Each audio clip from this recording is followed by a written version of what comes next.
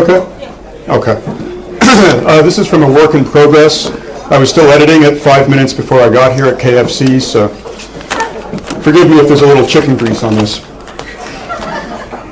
Each spring I teach William Golding's dark fantasy, Lord of the Flies, to grade 10 students whose first memories may date from Y2K and whose sense of time is analog. The internet nursed them, email raised them, and social networking is making them into young men and women. While we, their parents and teachers, still think in 25-year generations, Moore's Law and product cycles mean they expect revolution every few years. For these students, a musty classroom copy of Lord of the Flies, like as not kept in a school bag or locker with gym clothes, the little green and yellow paperback edition must seem like a relic of a time quickly passing and best forgotten. But people don't change much, however you measure the passing of time, and Golding's human fable of good and evil is still worth studying. Golding was a child of his times, and so to get at the dark meat of the novel, we take a quick tour of the 20th century. While other Tokyoites shed their heat tech and look forward to spreading out under the cherry blossoms, we're learning about World War I and the mechanization of warfare, trenches, machine guns, and the first weapon of mass destruction, poison gas. Of World War II, the Holocaust and the bombing of Hiroshima and Nagasaki.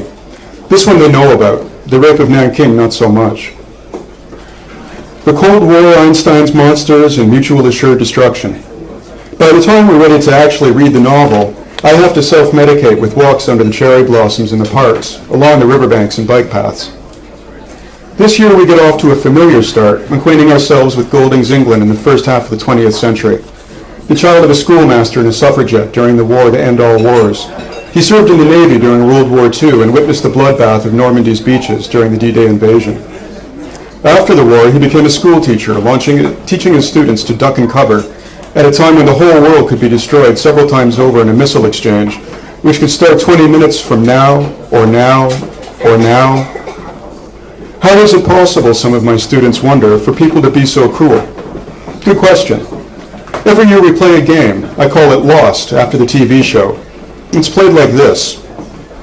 Still in our desks, we take an imaginary field trip to Hawaii, to Micronesia, somewhere over ocean. Halfway through the flight, the plane goes into a mad dive, crash landing on a desert island. Miraculously, no one is hurt. They are still school kids, after all. I don't want to traumatize them. The teacher, that's me, and the pilot and crew, all the adults, have disappeared, just like the schoolboys in the story. What do you do now, I ask them. Each group make an action plan. In 20 minutes you'll present to the class. How are you going to persuade the rest of the students that your plan is the best? Through logic? Through an emotional appeal? After all, your lives depend on it. Each year the same thing happens when the 20 minutes are up. While I haunt the back of the classroom, the students retreat behind a veil of busy politeness. Eventually, though, one of the groups will stand up at their desks and try to get the attention of the others. Everyone knows they're there, of course, but even though they know this activity isn't for marks, rather than support their classmates who, after all, have taken the pressure off them, they keep working on their own presentations, grateful to the others perhaps, but ruled by self-interest. Even when it's just a game, when there's nothing at stake, we can turn our backs on others who need help, even those who have sacrificed something of themselves for us, when it interferes with our own desires. And that, of course, is the point of the lesson. It's not just tyrants who unleash evil.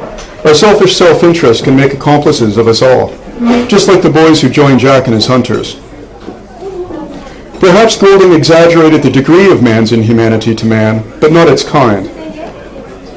Then, sudden as a plane falling out of the sky, an earthquake shatters our class routine and, for a while at least, with the media streaming images of tsunamis washing out entire villages and oil refineries burning all lava red in the blackout night, and no one certain what the morning would bring, the school gym where teachers and students took refuge became an allegorical island, Tokyo a metaphoric sea of darkness.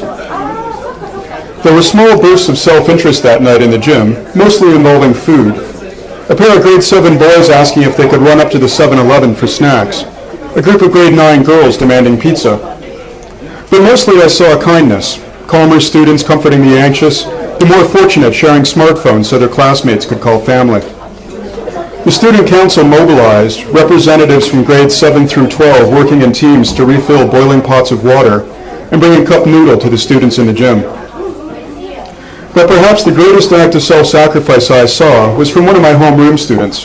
I'll call him Student Y, who had the afternoon off to attend a university entrance interview. When the earthquake hit, he came back to school with bags of food for his friends. Maybe Golding got it only part right. Perhaps we are destined by our natures to live in a world periodically set on fire by the jacks of this world. But it's the Ralphs and Piggies and Simons in my class who will show us the best side of ourselves and so save us from our own worst potential. A few weeks after March 11th, Student Y graduated along with the rest of his class. The 21st century is already off to a bang, what with global warming, terrorism, shifting economies and demographics, the widening gap between the haves and the have-nots, and ever faster generational revolutions in technology. They're going to have their work cut out for them. Hell, we're only a decade in, and already these kids have faced the Big One earthquake and tsunami, and the threat for the second time in the country's history of nuclear apocalypse. In hindsight, the problems of the 20th century might seem like a prelude, a first stage, an opening act to a century of extremes. Unlike in the past, being the privileged son or daughter of a first world nation may not be enough. Work will need to be done. It already does. Sacrifices made. Still, from what I saw in the schoolyard and gym that day, they will be up to the task. Looks like I have a new set of lesson plans to write. Thank you.